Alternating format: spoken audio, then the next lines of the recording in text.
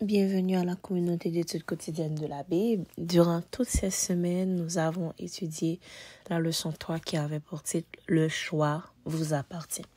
En ce vendredi 19 avril, on nous invite à méditer en fait sur des leçons quotidiennes.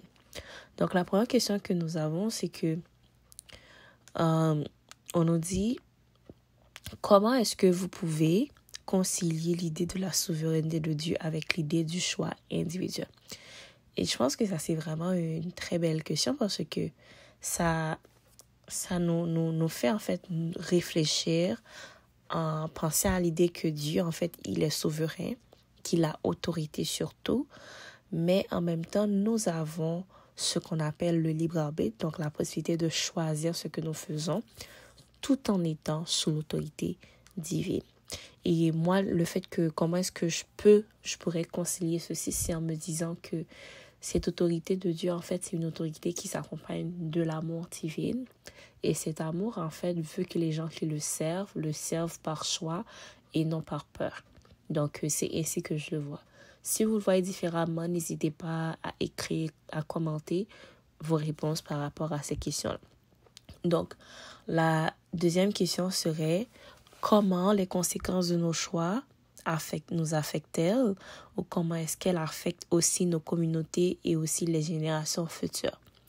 Donc, lorsqu'on parle des conséquences des choix, on parle des conséquences des choix de tous les jours comme la vie courante, l'exemple la nourriture, l'exercice physique, les personnes que nous côtoyons, etc. Ça parle vraiment de tous les choix. Et un exemple que je pourrais prendre, c'est au niveau de la santé. Donc, exemple, si nous décidons de manger mal, de mal consommer et tout, ça aura un impact sur nous dans le sens où nous pouvons tomber malades. Comment est-ce que ça peut affecter nos communautés? Ça peut affecter nos communautés tout simplement parce que lorsque nous consommons mal, en fait, ça peut avoir un impact dans notre communauté dans le sens où les gens, en fait, vont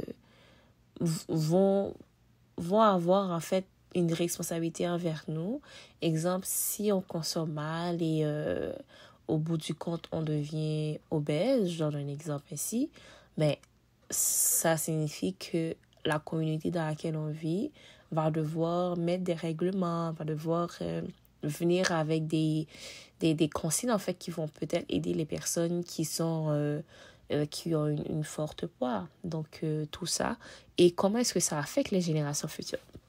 Ça, c'est une belle question parce que fort souvent, nous pensons que l'alimentation, que ça a juste un impact sur nous, mais on oublie que les gènes se transmettent par l'ADN et aussi dans l'ADN, on a aussi les gènes, je veux dire, le bagage génétique par rapport avec ce qu'on a l'habitude de manger. Exemple, une famille qui a de fortes chances d'être obèse, ben, ce sera fort souvent possible que les enfants, bien les arrière-enfants, vont avoir cet impact-là. Donc, ils vont être plus à risque d'être obèses que d'autres types de populations ou que d'autres types de familles. Donc, nos choix sont vraiment importants parce que nous sommes tous appelés à habiter ensemble et à évoluer ensemble. Et lorsque nous sommes ainsi, ça fait en fait que nous ne devons pas être selfish, comme on dit forcément. Nous ne devons pas juste penser à nous-mêmes, mais aussi penser aux autres personnes qui nous entourent parce que Dieu nous a mis ici pour une raison et cette raison est celle que nous devons briller. Nous devons être une lumière pour les gens qui nous entourent. Et il y avait une dernière question qui ne sera pas sur l'écran, mais que je vais vous demander de réfléchir à la réponse. C'est, existe-t-il un excès de liberté? Existe-t-il un excès de liberté? Donc, pensez à cela. Dans la vie de tous les jours, principalement, il y a des gens qui ont des enfants. Lorsque vous avez des amis, vous côtoyez certaines personnes autour de vous. Est-ce qu'une personne qui a trop de liberté, est-ce que parfois cela n'a pas un risque? Est-ce que c'est un excès? Est-ce qu'il y a vraiment un excès? Est-ce que la liberté, elle est bien et elle n'a pas de limite? Ou lorsqu'on exemple, on abuse trop de cette liberté-là, est-ce que ce qui va arriver, c'est qu'à un moment donné, ce sera trop et on va devoir y remédier et on va devoir agir différemment pour pouvoir résoudre ce problème que trop de cette excessivité de liberté va produire. Donc, réfléchissez à ça et si vous pensez que il y a un excès en ce qui concerne la liberté, comment est-ce que vous pouvez y remédier? Est-ce que ceci entache votre relation avec Dieu ou est-ce que c'est une bonne chose? Donc, on essaie toujours de le mettre dans notre relation avec Dieu. Donc, Dieu nous donne la possibilité de choisir ce que nous voulons faire, etc.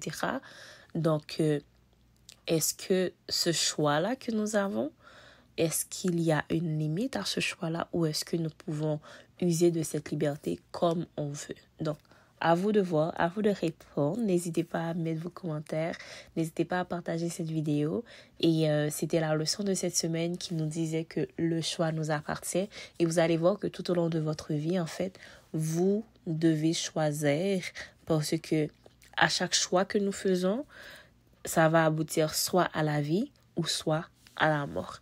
Donc, à vous de choisir ce que vous voulez, mais moi, je vous conseille de choisir la vie parce que c'est ce que Dieu veut pour nous et il veut toujours ce qui est meilleur pour nous.